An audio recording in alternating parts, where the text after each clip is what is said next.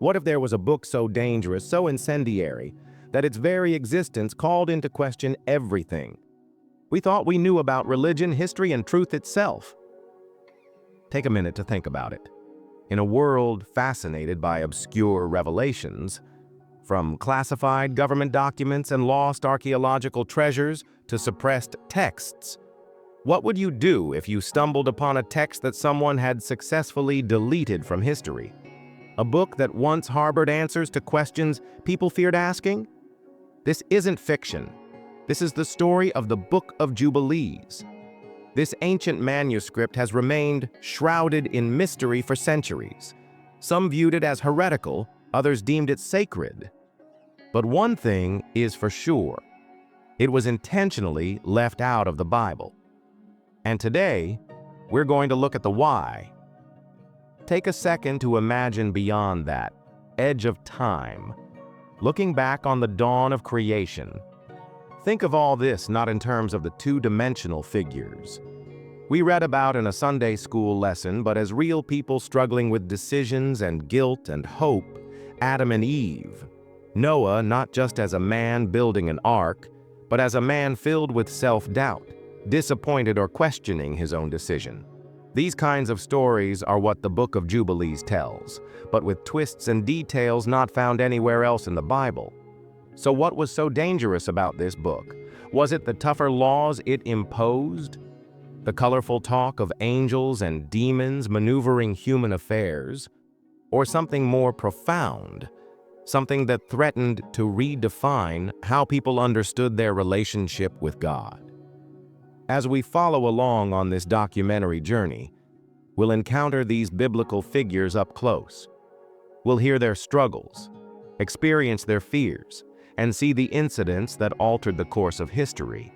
And in the process, we'll unlock the secrets of a book that some wished to shut up in perpetuity.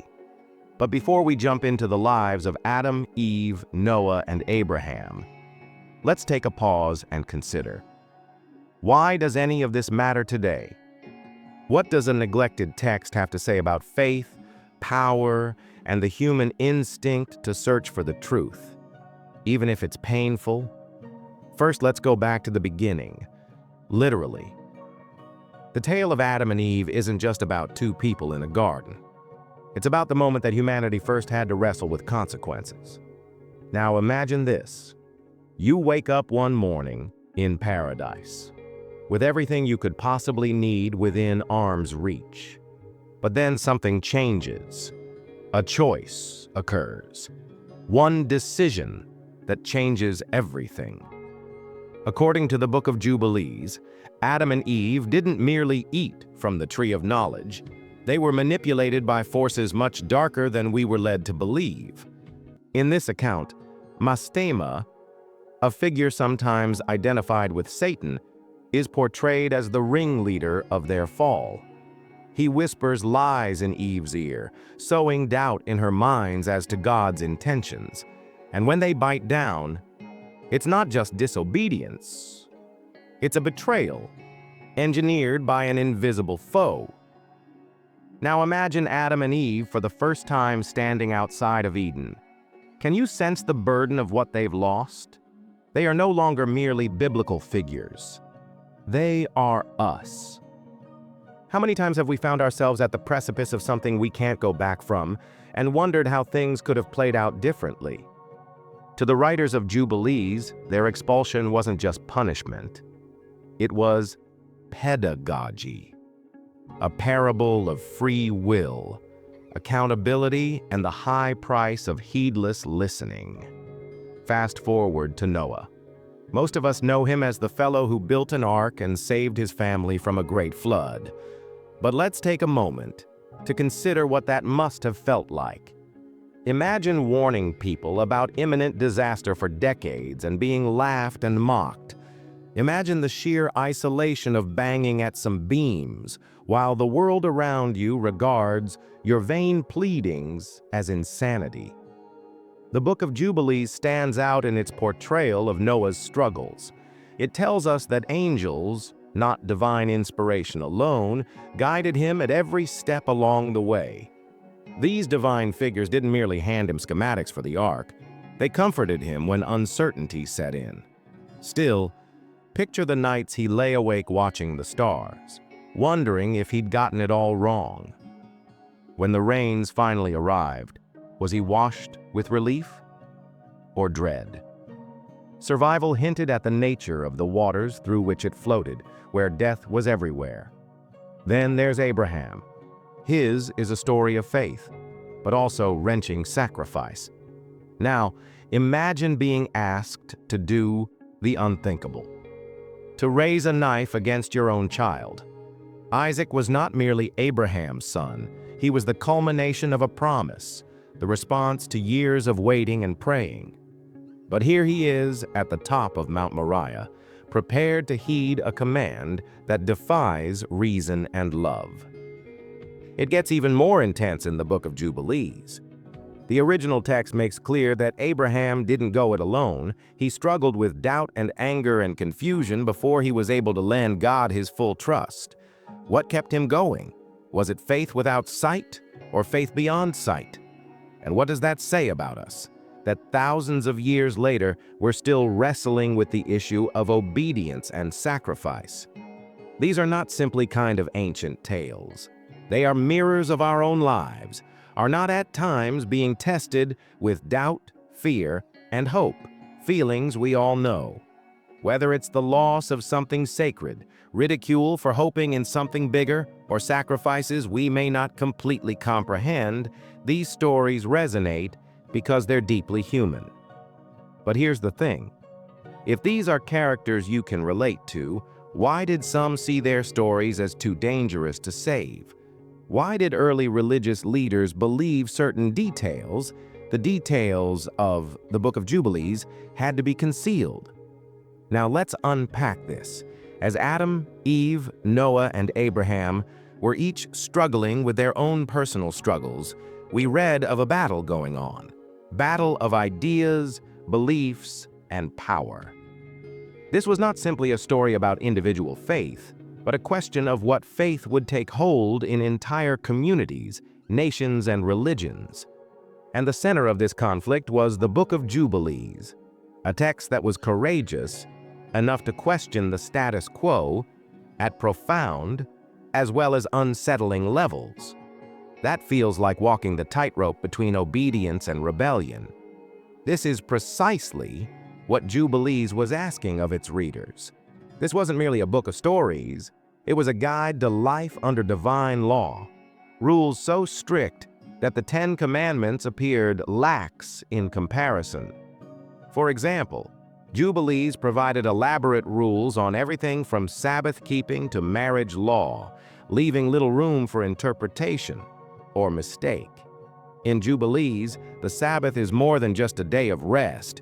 It is a sacred institution, regulated with precision. You weren't allowed to light a fire, cook food, or even pick up an object that had fallen to the ground on the Sabbath. These were not suggestions. They were non-negotiable commands. Jubilees also laid out strict dietary restrictions, ceremonial guidelines, and even instructions for how to divide land between tribes. It was as if the writer sought to allow no ambiguity, no uncertainty about what God intended. But here was the rub. Not everyone agreed on whether these laws were divinely inspired or dangerously rigid. Other early Jewish communities welcomed Jubilees as a sacred text, but thought it clarified God's will. Others viewed it as a threat, a potential wedge between people and their faith. And when Christianity began to emerge, the dispute grew even more heated. How could a text, stressing such careful observance of the law, live side by side with the message of grace spoken by the Jesus? This tension was not simply theological, it was deeply personal. Reconsider Mastema, the demonic being responsible for the fall of Adam and Eve. In Jubilees, he does not vanish after Eden. He continues to plague mankind, baiting them at every crossroads. In the Bible, Mastema is described as the reason evil exists in the world, a constant foiler of God's plan. Now compare that with the canonical Bible, which tends to attribute suffering to human sin instead of supernatural intervention. Construct a version of each sentence. Which sounds more eerie, more real? For many, Jubilees' angels and demons felt too raw, too chaotic. It was a cosmology of a universe engaged in an eternal battle between good and evil, a battle in which humans were mere pawns. Was this truth or paranoia? And if it was truth, would anyone be able to endure it? Let's focus on one particular story, the story of Noah. The canonical Bible depicts him as a virtuous man who is refused by God, while Jubilees expands on this notion. Yes, he heeded divine instruction, but also leaned heavily on angelic guidance. Would he have succeeded without those heavenly interventions? Or would he have been swept under by doubt? And angels, according to Jubilees, didn't merely provide Noah with the plans for the ark. They soothed him when doubt came seeping in. They warned him precisely when the flood would come and advised him how to tend to the animals on the ark. But here's the rub. If we're so reliant on divine intervention that we can't live without it, what does that say about humanity? Do we truly have the capacity for faith? Or are we always searching for a safety net? And then there's Abraham. In Jubilees, his heroism isn't about faith, it's about discipline. In Jubilees, when God commands him to circumcise himself and his household, God emphasizes that circumcision is to be a covenant, a permanent reminder in the flesh. The act fulfills the covenant of obedience. By contrast, the Genesis account emphasizes the promise more than the procedure. Which version do you relate to more? Does the notion of physical sacrifice enhance your understanding of faith, or does it seem excessive? These questions don't only challenge the character of Noah or of Abraham, they challenge ours. How much of our achievement relies on divine assistance versus iron will? And what do we do if help from above is lacking? While debates erupted over the teachings of Jubilees, another war unfolded beneath the radar. Who decides what's sacred? The early leaders of the church had an enormous responsibility to determine which texts would anchor the foundation of a new religion. For some, Jubilees served as a bridge between the Old Testament and the New. For some, a relic of a past that had little to do with the message of love and grace at the heart of Jesus' teachings. Consider the timing. Jubilees appears in a time of great change in Judaism. The Second Temple period was one of huge political upheaval, foreign domination here, and intense spiritual questioning, desperate for answers, but not everyone wanted the same ones. Some turned to demands for stricter laws as a means of holding on to their identity within a changing world. Others turned to messages of forgiveness and redemption. Jubilees was very much in the former camp, and that made it a divisive work. Consider the Essenes, for instance, a sect of Jews noted for their asceticism and rigorous observance of purity laws. Most scholars think they even considered Jubilees a holy book and used it to orient their daily lives. But other Jewish groups, including the Pharisees and Sadducees, dismissed it entirely. Why? Because Jubilees subverted their interpretations of Scripture and threatened their authority. Yet, despite such objections, Jubilees would not die. Some parts of it were preserved in the Dead Sea Scrolls, a collection of documents found in caves more than 2,000 years later. What prompted someone to go to the trouble of preserving it? Did they think that it held secrets too important to lose, or warnings too urgent to ignore? Maybe the real question is not why Jubilees was controversial, but why it stuck around. What truths did it reveal that no one could erase, however hard people tried? And when we face those truths directly, what happens? Imagine a room of scholars and theologians and leaders. In the case, men who carried the weight of an entire faith on their shoulders. After all, the air is tense with debate. Which texts will shape the future of Christianity? There are scrolls sprawled across tables, ink pots placed in waiting for choices that will resonate for centuries. And then somebody shouts up, "Row! What should we do with the Book of Jubilees?" This was no ordinary text to be thought about. It was a lightning rod for controversy. On one side were those who considered it divinely inspired, a sacred connector between the Old Testament and the teachings of Jesus. On the other were those who considered it dangerous, even heretical. Its rigid legalism was at odds with the message of grace. Its vivid portrayals of angels and demons seemed too chaotic, too unnerving, and its insistence on divine intervention at every turn raised discomforting questions about human agency. It was not a decision taken lightly. Indeed, it boiled down to a basic question. What kind of faith did they want to hand down? A faith based on discipline and obedience, or one based on love, forgiveness, and redemption? For many of the early church leaders, however, the answer was obvious. They worried that Jubilees' teaching would tempt people to turn away from Christ, who had done so much for them, and instead settle into a ministry that lavished people with purely earthly, carnal comforts. For them, the book was a remnant of a bygone era, Judaism, before the arrival of Christianity. Its inclusion would risk confusing believers or diluting the new covenant entered by Jesus.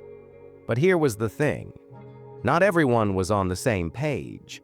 A few argued passionately for Jubilees, too, noting its more vibrant details and distinctive perspectives. They thought it provided deeper insight into God's plan, supplementing what was missing from the canonical Bible. For example, Jubilees provided clarity about the origins of some celebrations, explained the function of angels in human affairs, and offered exposition for ancient laws that would seem arbitrary to the uneducated. To these defenders, the omission of Jubilees felt like an erasure of part of the story, as if pages were being torn from history itself. So why did the majority win? Why did Jubilees become relegated to the shadows, apocryphal rather than canonical? A part of that is politics of religion. In the first, church leaders needed harmony, a common ground upon which all believers were able to stand.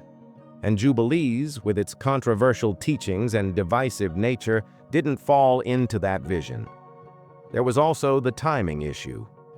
By the time the process of canonization got underway in earnest, Christianity had started to separate from its Jewish roots. Jubilees and other like texts, which stressed strict adherence to Mosaic law, became an unsuitable fit in a faith more and more defined by grace and salvific faith alone. And its inclusion could have blunted attempts to differentiate Christianity from Judaism, a difference that became increasingly important as the two faiths took different paths. And yet, even if it was excluded, Jubilees was not fully extinguished. Fragments of it do survive in the Dead Sea Scrolls, buried in desert caves. Among some communities, like Ethiopian Jews and Christians, copies continued to circulate, treated as scripture. Why did some hold on so tightly to this forbidden text, while others tried to bury it? Was it just nostalgia, or something deeper? Probably the most interesting thing that Jubilees suppression demonstrates is what it says about human nature. We often respond to ideas that upset our worldview in fear. Fear of uncertainty, fear of change, fear of losing control. By rejecting Jubilees, early church leaders did more than protect their faith. They protected their power. But in doing so, they may also have silenced voices that would add to the conversation. Consider, what happens when we bury uncomfortable truths? Have our defenses built up, or do we lose something essential in the bargain? And now, centuries afterward, we're left to wonder, what secrets still lie beneath the surface of Jubilees? Could its teachings provide new insights on perennial problems of sin, redemption, and humanity's relationship to the divine? Or is its absence evidence that some truths are better left buried? As we consider these questions, let's focus on the aftermath of Jubilees' suppression and the lessons we can glean from its survival against all odds. It's now centuries since the Book of Jubilees was buried, but it won't stay buried. Its survival, hidden, former in desert caves, preserved an ember thanks to small communities, rediscovered in fragments, demonstrates the resilience of ideas. But what does its persistence tell us about the nature of truth? And most importantly, what can experience draw from a book that had the audacity to test faith's boundaries? Let's begin with the obvious. Jubilees wasn't merely suppressed, it was actively erased. And yet here we are, still discussing it. Why? Because at the end of the day, humans need complexity. We want answers that aren't always easy or palatable. The encounter with the New World Order is always a forceful one, as in the Book of Jubilees, aka the Book of Division, which confronts us with troubling questions. What does it mean if divine law comes up against human freedom? What do we do with grace in light of justice? Is obedience an expression of love or of fear? These are not merely age-old dilemmas, they are perennial struggles. Consider the world in which we live today. A world awash in lies, conspiracy theories, and conflicting narratives. Amidst such pandemonium, how do we determine which truths deserve preserving and which it would be better to forget? Jubilees shows us suppression doesn't mean erasure. Even the most heretical ideas somehow rear their heads again, wanting to be heard. Take Mastema, the demonic figure that's a constant presence on Jubilees' pages. He stands for evil, too, but also for doubt and temptation and the stickiness of good and evil. Mastema is, in many ways, a mirror of our inner conflicts. How often do we struggle against voices who tell us that it is better to choose the path of least resistance, to abandon our convictions, to succumb to fear? Jubilees does not flinch from these struggles. It embraces them, compelling us to confront the uncomfortable truth that faith is not always simple or safe. But the most elemental lesson Jubilees teaches is one about power. Who decides what's sacred? Who decides which stories inform our understanding of God, humanity, and morality? These questions weren't limited to ancient religious councils. They're very much alive today. From disputes over school curricula to those over media bias, we're constantly wrestling over who gets to tell the story. Jubilees is calling on us to interrogate power, to search for what's hidden, the value of these otherwise marginalized voices. How does this relate now to the characters at the beginning of the story of which we had just spoken? To Adam and Eve, Noah, Abraham. Their stories ring because they're deeply human. They remind us that faith is not about great actions or miracles. It is about daily choices. It's about literally standing out on the edge of Eden and wondering if you'll ever make it back. It's about nailing boards of wood in the rain, praying to God you have done enough to survive. It's about holding a knife above your child and hoping against hope that somehow everything works out. Jubilees complicates these stories, layers, enriches, messes them up, makes them more real. It reminds us that faith is not a straight line, but a winding road full of doubts and fears and moments of clarity. And maybe that's the point.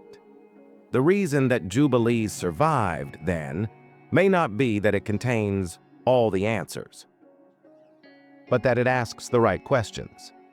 So, where does that leave us? What do we learn from a book that was once banned but now echoes through the millennia to speak to us? Maybe the lesson is this: truth isn't something we own. It's something we chase. Faith's not about certainty, it's about courage. And history is not some mere record of what happened. It's a dialogue between then and now, an invitation to pay attention, to learn, to change. In closing this chapter of our journey together, I'd like to leave you with one last thought. Now picture this: a remnant of the Dead Sea Scrolls in your own hands, a weathered piece of parchment inked with ancient words, some 100,000 or more years old. What would you feel? Awe, wonder, curiosity? Now imagine those words calling everything you thought you knew into question. Would you welcome them or turn them away? Ultimately, the Book of Jubilees isn't merely a narrative about a past era. It is a mirror reflecting our own struggles with truth, power, and belief. It's a reminder that some questions can't afford to be ignored, and some truths can't be suppressed. And so, as we re-enter the modern world, let us carry this story with us. Let us also take inspiration from it to look for a deeper understanding, to embrace complexity, and never stop asking the hard questions. Isn't that really what faith is? So what did you think?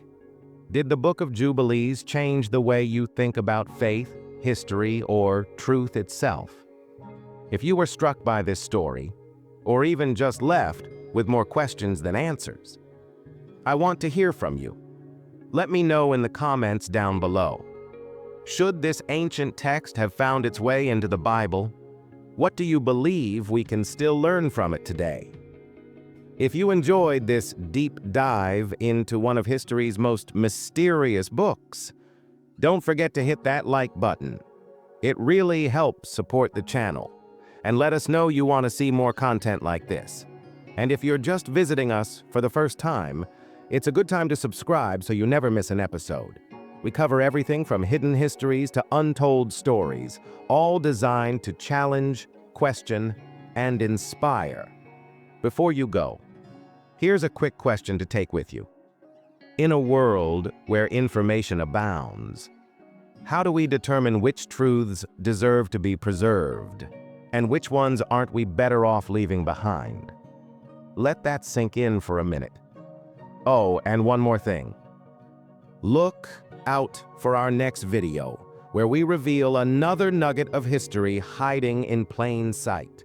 You won't want to miss it. Many thanks for following along with me on this journey through the Book of Jubilees. Until next time, stay curious, stay inquisitive, and most of all, stay hungry. See you soon.